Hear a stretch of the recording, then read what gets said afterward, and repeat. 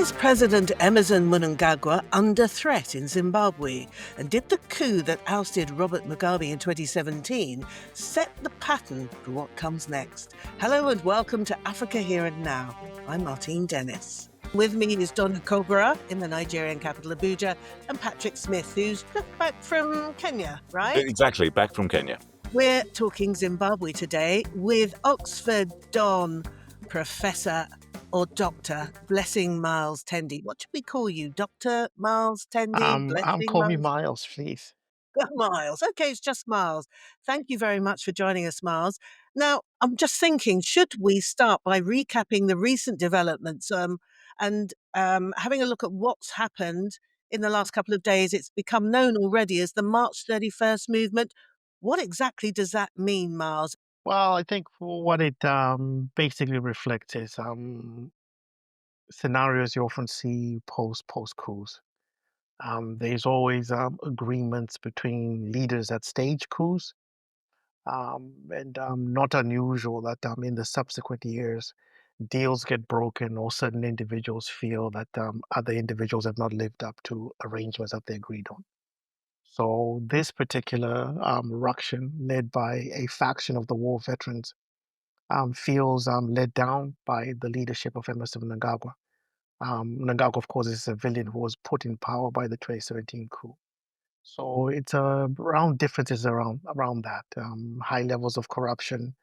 This faction of war veterans also argues that Mnangagwa is overstayed in power. They'd like him to resign. And just last night, they gave another press conference, if you will, or media broadcast, better put, where basically it was put across that Mnangagwa has some form of dementia, and they're going to launch an attempt to impeach him on those grounds.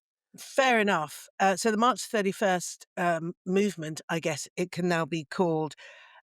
How much of a worry, how much of a danger does it present, would you say, to Mnangagwa, whether he is or isn't physically unwell? Now, I think the key challenge for them is it is differences between the coup makers. So it's an elite struggle. So the notion of a movement for me doesn't sit well with what I see. This is a elite struggle between the coup makers themselves. And there was an attempt there, protest earlier this week, to make it a popular phenomenon. Yes, citizens just stayed at home, but what this faction of war veterans would have liked was for citizens to come out and actively demonstrate in large numbers. That didn't happen, so it hasn't caught on in the popular sense. So this is very much, I see it very much as an elite struggle, and because it's between the coup makers, and coups are mainly made by militaries.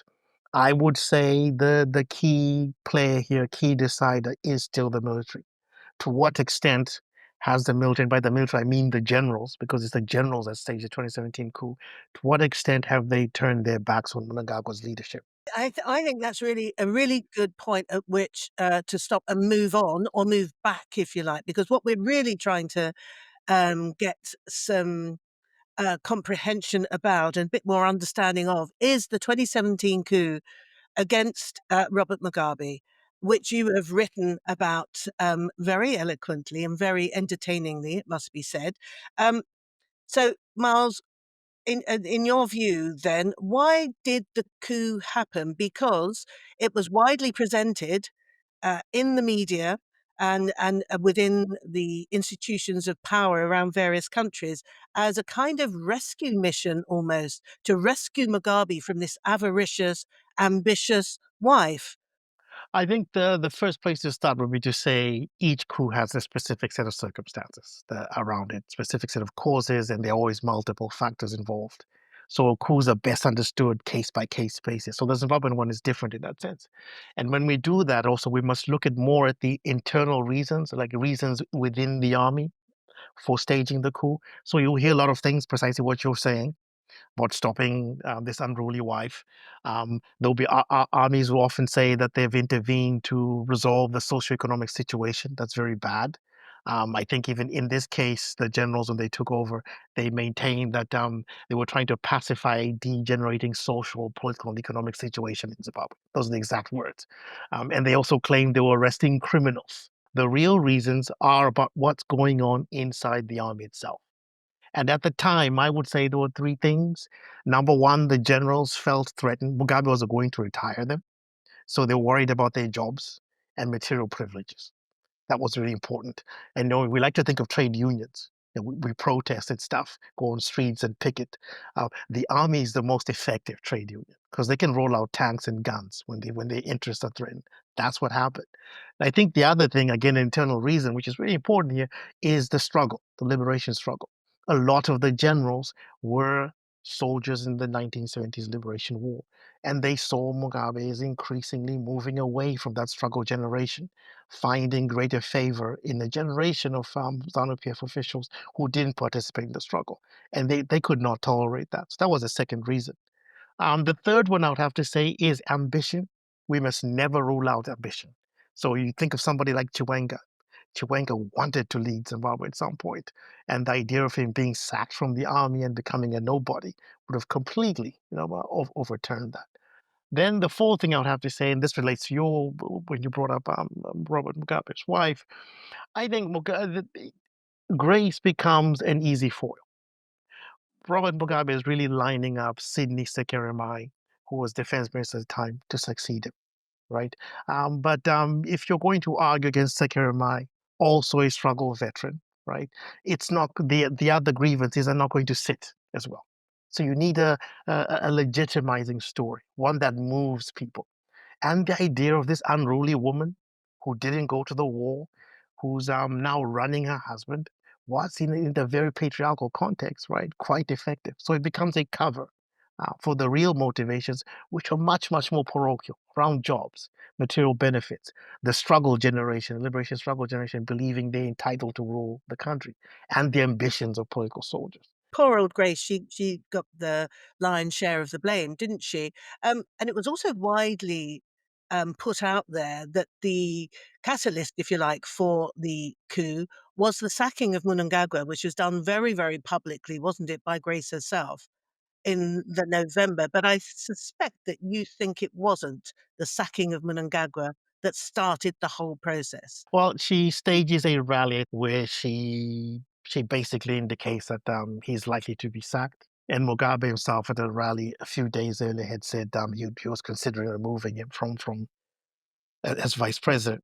And the sacking eventually happens, and that's kind of often seen as the catalyst for the coup. But what I would like to push all of us to think more carefully about is when Mnangagwa is sacked, Chiwenga is away in China, and he comes back a number of days later. And when he comes back, his initial approach is to try to meet Mugabe, along with the other generals, to discuss their growing grievances. Now, if Mnangagwa's sacking is the catalyst for a coup, none of that happens. And the other generals don't even have to wait for Chiwenga to come back. They don't stage the coup right away. So much else happened between the time that Mnangagwa was sacked and the moment that the coup eventually unfolds. And I think the crucial moment is 13 November 2017, when this attempt to meet Mugabe to talk about these grievances, Mugabe rebuffs that. That angers the generals, so they go out and stage a press conference, which a lot of us might remember, where for the first time the generals publicly attacked Robert Mugabe effectively. This was on the back of Mugabe's refusal to meet them. And once that happened, the die was cast. The coup was now in motion. That very day, armored vehicles begin being mobilized and soldiers to prepare for an operation the evening of the next day. So I think that moment, that morning, that failure to meet, to resolve differences, left the general's options to aggressive measures. That, for me, seems to me the catalytic moment. Miles, just what you were saying about the power of the generals, why did they need to pick Mnangagwa at that point? Because they wanted a civilian sort of guy? I know he's always been on the CIO intelligence side of things, not on the military side of things. Was that the reason, that he had more direct sway within the party? and they couldn't do a standard coup because that wouldn't go down with the AU? No, it's a number of things. I think this thing about Mugabe beginning to move away from the struggle generation. Mnangagwa presented himself to the generals as the politician who would guarantee the continued dominance of the struggle generation in Zimbabwean politics. That's how he presented himself. So they saw him useful in that sense. Yeah. He represents us. Yeah. So it was useful in that sense. And the second thing I should also say is we often think about coups, it's the military as this predatory goon or fiend waiting for politicians to mess up the country, and then it takes over. But sometimes actually it's the opposite. It's civilians who lure the soldiers in, who make use of soldiers, stage a coup for me, I get power, I protect you. This is where Mnangagwa comes in. Remember, before Mnangagwa becomes president, he's defense minister for a very, very long time. That's where those relationships with the likes of Chiwenga were built. So that's how Mnangagwa enters the story in a sense. But even then, not all the generals are united on Mnangagwa actually taking over. Mugabe during it was a bit complicated, lasts for about a week or so. The process did offer the presidency to one of the generals, right? But the generals amongst themselves, because of their differences, one in particular objected to the idea of soldiers proper taking over and pushed for Mnangagwa to be the president. So it was never a clear cut, and this is actually one of the reasons why, even now, what's being called a movement, the differences in this moment about who really did this operation. Coups are done by soldiers mainly, right? Mnangagwa wasn't safely in South Africa, so the generals feel a real sense of ownership of what came after Mugabe. And this is kind of one of the differences you're seeing playing out today. And Donny?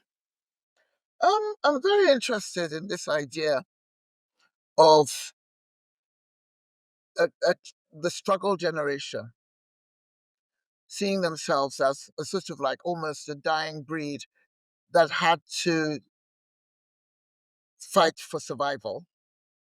And they're all pretty old at this stage, 2017. Did they really see themselves as some kind of group of revolutionaries who were not being respected, who were in danger of being phased out? Or was it really just about wanting to make sure that they continued to chop from the honey pot? Right. It's a good question. I think the best way to answer that would be to go back to the 1970s, the struggle period itself. The soldiers and the politicians were always a mix of some who were really ideologically bent in that way, Marxists, believe in revolution, some who were leaning towards a capitalist project, some who were completely cynical about the entire process, mainly interested in just gaining power. It was always a mix. And that mix kind of never went away. To this day, you find a mix of elements in there. So I would say some still hark back to that, the tradition, actually feeling the sense that the ideological revolutionary fervor of the 1970s was never quite completed. Some are entirely cynical. It is just about making money, entitlement to rule. So it's always been a mix. But coming more specifically to 2017, I think the key challenge is whereas the country has been ruled since independence in 1980 up to 2017, was ruled by figures from the struggle. These were all the nationalist politicians. None of the soldiers had ever gotten the opportunity to rule, i.e., to leave the army, become politicians, and get their turn. And it's those soldiers, the soldiers were always much younger than the nationalist politicians. So this is where your Chiwengas come in. So it was that sense, that feeling that in 2017, here's Robert Mugabe, the old nationalist, turning away from the struggle generation, and we soldiers haven't had our moment, right? That's a lot of what this is about. I never cease to be amazed, right, by strong men who allow their wives, who are often much less well educated, um, to sort of like play this terrible role in the background or in the forefront for that matter. I mean, Grace Mugabe had been someone in a typing pool. Now, I'm not saying that someone in a typing pool isn't a decent human being and doesn't have any brains. But, how does someone at that level come to be so overpowering and so overwhelmingly influential? And it happens a lot. It happens in Nigeria, not with our current First Lady, I must say, but we've had previous situations like President Goodluck Jonathan's wife, who was almost illiterate, and she was this sort of like terribly overbearing presence. Now, I want to always push back against that and give the male politicians the agency that they deserve in these processes. They deserve to be called out for allowing typists to run the show. I don't, let me try to explain myself. They have power. They're the primary element. I think often the role or the power of the first ladies is exaggerated. How many of these first ladies, once the male president has lost power, um, continue to have any political significance after? None. Whether it was Mariam Babangida, right, and a host of other first ladies across the show.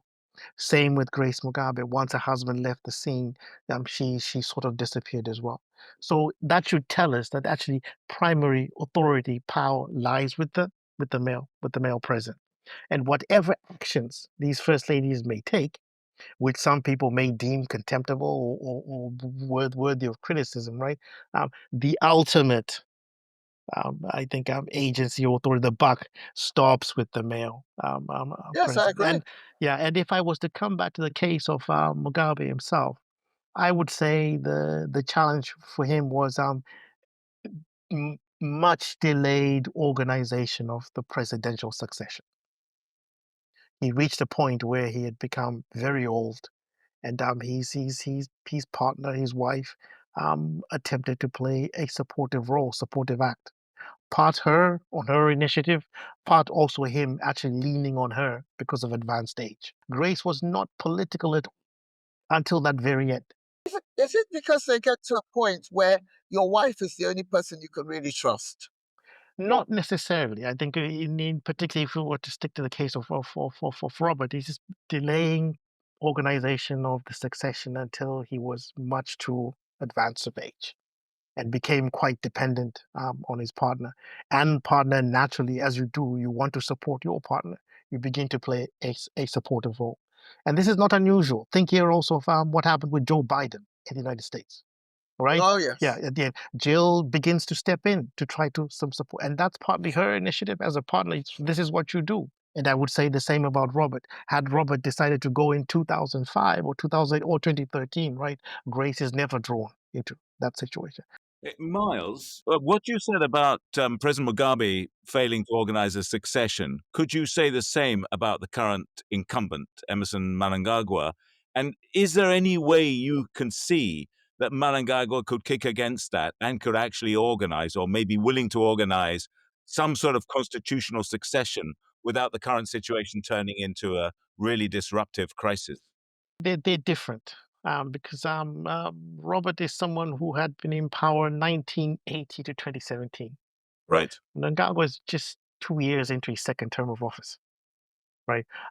So I think it's a different scenario. I think he does have an individual and other individuals who he thinks he would like to leave power to. There is a plan there, Okay. and he is into his second and final term, right? So I mean, one would want to say, why not let it play out and let him organize that succession and walk away? But coming back to where we started, I think that's not the issue. This is about differences between the coup makers, certain agreements, certain individuals feeling spited or undermined from the days of that the coup falling out with each other. Now that's what's really at heart here. Going back to 2017, I can remember very clearly being on air, working in a major news organization at the time. I think we can actually see a picture of me on air in between Mugabe and the generals. You know that shot, Miles. You've seen it, haven't you? Um, everybody, virtually everybody, was completely ambivalent as to the language to be used to describe what was going on in Zimbabwe.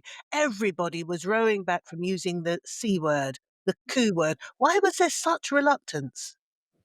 Because they were I, so I, polite.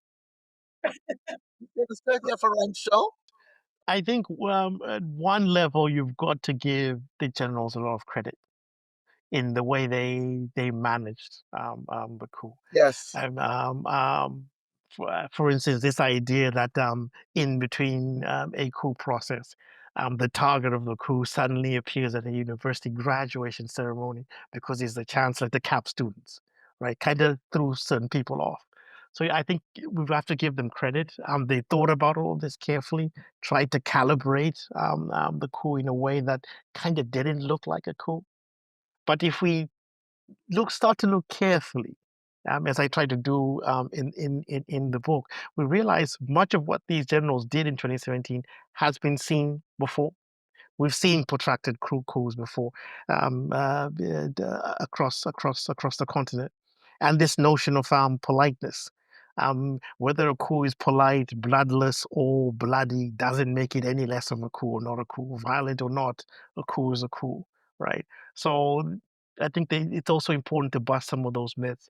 But I also think one other thing that became apparent then was also just generally how in the public domain we don't understand what coups are very well. So I think I write about this in the book. You have high-level diplomats saying to me, "No, this was not a coup because there were no dead bodies on the street. This was not a coup because the army installed Mnangagwa. The army itself didn't take over." But that's not the essence of what a coup is. A coup targets the executive head of state and mainly led by the army. The army is the key element that has to lead the operation. It can work with civilians and others, but the army needs to be the coup player. And the key thing here is the use of or threat of the use of force to remove a sitting executive from power. Miles, but it was also the most brilliant public relations operation. I mean, to get tens of thousands of activists on the street, shaking hands with soldiers and praising the army as the liberators, it's just got to be, what a reversal of history. I mean, they co-opted the MDC. All the opposition guys were up for it at the time. No, I hear you, but when Nkrumah is ousted in Ghana in 1960, you saw similar scenes to what happened in 2017 with regards to the citizens and the way they were behaving with soldiers. Same with when Idi Amin took power in Uganda in 1971. Very similar scenes, right? So a lot of this has been seen before. And another wonderful one, actually, I think is the Nigerian coup in January 1963. So there's an attempt by junior soldiers to seize power. It fails, but then eventually the generals, i.e., Ironsi, Zogu. Ironsi, Zogu. yeah, Yeah, Ironsi yeah, takes yeah, over. 66. And Yeah. when Ironsi takes over, the argument is that the Council of Ministers, i.e., the cabinet in Nigeria at the time, agreed to hand over power to Ironsi. Hmm. Right. Yeah. So dressing it up in a constitutional kind of garb when there was no provision at all in the constitution of Nigeria for ministers to hand over power to the army. And you saw even similar things in the Zimbabwean case, the attempt by the army to dress up their operation as constitutional, in part because one, it's polite. Chiwenga at one point, even one of the coup speeches is holding up the constitution to say where the army is protecting the constitution. So these things have been seen before, and I think credit to the generals for exploiting them. But I also think the public, analysts, a lot of people don't actually understand quite well what coups are and how they work. Miles, I think Mugabe was an iconic figure in Africa because I remember people, many senior Nigerians, they had so much respect for him because of the years he spent in the bush and his erudition. He was highly respected. Whatever mistakes he made towards the end of his life. So, do you think there was an element of the authorities in Harare thinking, or people thinking that they had to handle his exit with care. Otherwise, people would be appalled that they treated this hero really badly. Because, I mean, I saw it almost in romantic terms or tragic, in a sort of tragic romantic thing about a dying old lion being gently nudged off the throne. I think the respect element, there is some of that. He was a great liberator, so they were conscious. They had to handle him well. With care, yeah. Which brings us to the question, Miles, what sort of response was there from the bodies like the African Union, SADC, because they were completely bamboozled, were they, by the way the coup was presented? It's been the norm in recent coups not to take out the coup leader, not to take out the incumbent president. Sorry. So in the old coups, let's think back to Nigeria, they were bloody. So whether it was the one led by Nzwogu, or the counter coup, the revenge coup that takes out Iranzi, they were really you killed the incumbent. But in the more recent coups, and you're seeing that even with Ali Bongo, what happened to Ali Bongo in Gabon, what happened to Alpha Conde in Guinea, you at best place that individual under house arrest for a while and then release them. It's about being responsive to the rise of anti-coup norms globally since the end of the post-Cold War. So if you're going to get away with the coup now, at least don't kill the incumbent. Maybe to lessen the criticism. So it was also that, in addition to him being this great liberator. But I should also say there were moments. It was a very complicated process. There were moments where some of the generals wanted to kill him. What? Because, for instance, I think yes, it's all in the book. Read all about it.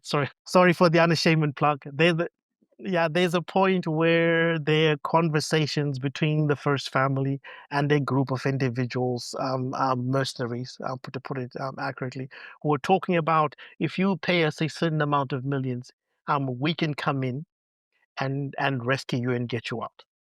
But the generals have the place all rigged up, so they get this intelligence that there's some individuals who are making these overtures, right? And I think it's Perance Shiri, who's the head of the Air Force at the time, makes it very clear to Father Mkonori, who was the go-between between the generals and Mugabe, to go and tell Mugabe to stop entertaining the idea of any other element coming in to rescue him, because if they do, they'll kill him first before they deal with the other group. So it could have gone either way, and Mugabe quickly pulls back at that point. I should also say, giving again about Mugabe's agency, I mean, we all remember that speech he gave where everybody thinks he's going to resign, Yeah. but doesn't. Yeah. Yeah, but doesn't. Um, now think back, the old Mugabe, the fighting old Mugabe, that was live to the world, might have gone on the attack to say, look, and they were seated right behind him, superintending over him, to say, as you can see, this is not normal. I'm shocked that the world is standing by while the coup is. He could have done all that, gone on the offensive. He never does. And I think even for him, we have to give him credit. He quickly read the gravity of the situation, right, and handled his relationship with them and his performance in the media carefully. But on the internationals, why people struggle to call it a coup? I think it's partly some of the things we've talked about, not understanding them, but there are also some vested interests here. I think the UK, for instance, had wanted Mugabe gone for the longest time. And the ambassador in Harare at the time, somebody called Katrina Lang, was working very hard to see Mnangagwa come in and succeed Robert Mugabe. So the UK has no interest at all in calling this a coup because it saves the man they've been trying to get out for the longest time. But we must take it apart because the international, we always think international community like it's a single cohesive thing. It's really not. They're different interests. The US is a different ballgame. At the time that the coup happens in Zimbabwe, Trump has not appointed ambassadors to 1/3 of the US embassies in Africa because his ambition is to shut down all the US embassies in Africa totally. So the US is completely uninterested in what's going on in. So that's why they don't call it a coup. Then you want to think of China. China never calls out coups. They simply readjust to whoever's come in. They don't believe in democracy promotion or trying to do engineering of political institutions in other countries. So I think you want to take it apart. There were different reasons for why there was this kind of response. And then thinking about South Africa, and I write about this a lot because South Africa is really key here as well. But it's all I read about this in the book as well.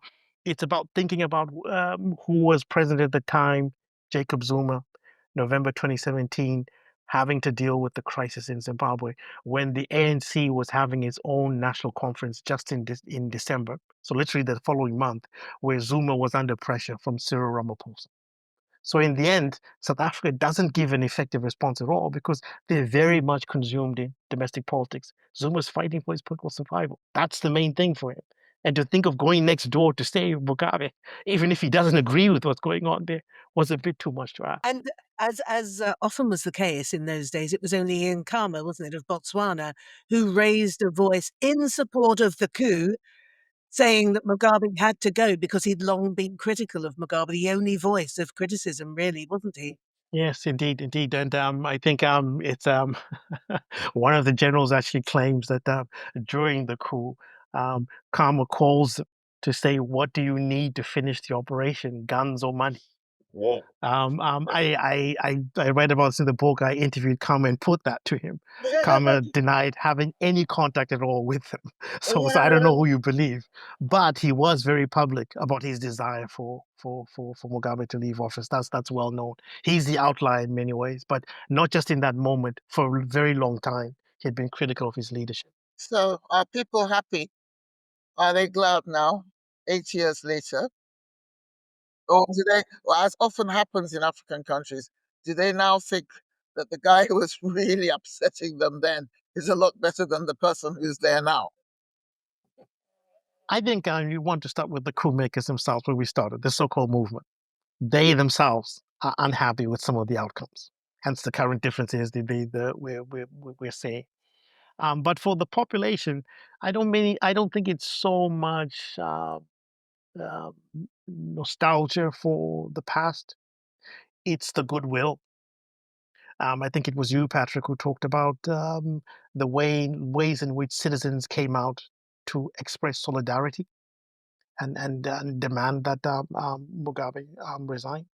Also, the way that certain elements in the international community who understood that this was a coup but were willing to look the other way in the hope that the country could turn the corner. So the goodwill, I think it's about that the amount of goodwill that the coup-born government had, and for them to have squandered it all. I think that's where you get much of the angst of whether it's ordinary citizens, amongst the coup makers themselves, and amongst the diplomatic community who were willing, who put their necks on the line to give the coup-born government a chance, but ultimately were disappointed, which was a mistake as well. Again, if we again, I keep banging on about this here, and I bang on about this in the book. The past is really important. Very rarely do coup-born governments deliver on the kinds of promises that the international community, domestic constituencies thought the 2017 coup-born government might deliver on. So history would have easily told that this is going to disappoint. But we don't pay attention to history much. Coup theory suggests, doesn't it, that for every coup there is a counter coup, Miles.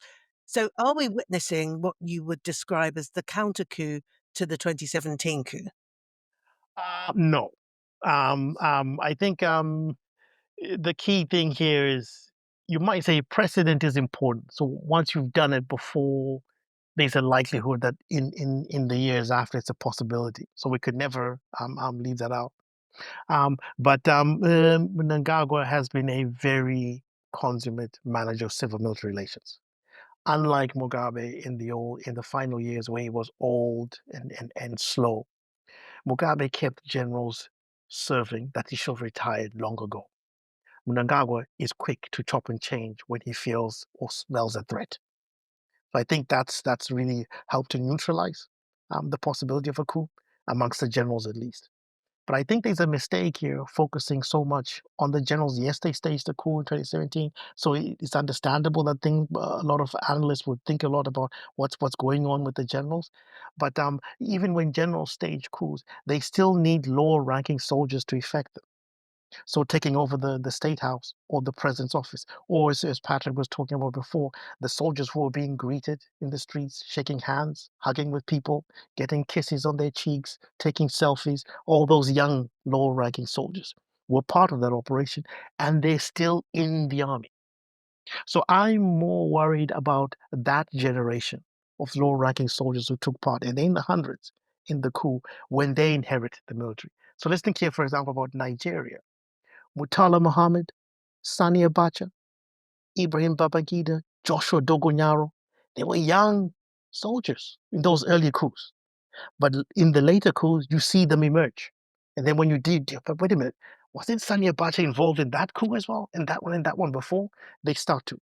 So I'm much more interested in that those lower ranking soldiers. What they will do 5-10 years from now when they inherit the military with that precedent, having taken part in an operation like this in 2017, and with the full knowledge that often when there are political differences, the best way to resolve them is use of force. So I'm worried about that cohort, and they're coming. They will inherit the army from the liberation generation. But I have to come back again to what the civilian authority does. If you make the military feel under threat, whether it's their jobs or their material perks, they will turn against you. If you keep them happy, they don't have to. So there's that in play. I also should say here as well that one thing that also gets missed, we often talk about, will there be another coup to come after? Folks often forget what happened. I think it was 23 June 2018. It's a rally just after the coup, the first election after the coup. There's a bombing in Bulawayo, a grenade that's thrown onto the stage. Yeah, we forget what that really was. What do we know what it was? Who makes grenades? And how can you possibly chuck a grenade at the podium where the president is and nobody gets caught? And we're still looking for a counter coup. I think that was the moment that one actually happened. It just failed. That's it for this edition of Africa Here and Now. You know the drill by now. Subscribe and share it with everyone you know. There's our website, www.AfricaHere&NOW.com. There you'll find all our past episodes, plus some really interesting commentaries on important issues by leaders in their fields. Follow us on the socials, Instagram, Facebook, etc. You can email me, martine@AfricaHere&NOW.com. Do get in touch. We recorded this on Thursday, the 3rd of April 2025. Blessing-Miles Tendi's book is called The Overthrow of Robert Mugabe, published by Oxford University Press. I must say it's a fascinating read. Anne Busby is our producer. Our original music is by Enric Adam. Simon Elliott put everything together. Our thanks to Professor Tendi, and from Donu, Patrick and me, our thanks to you for your company.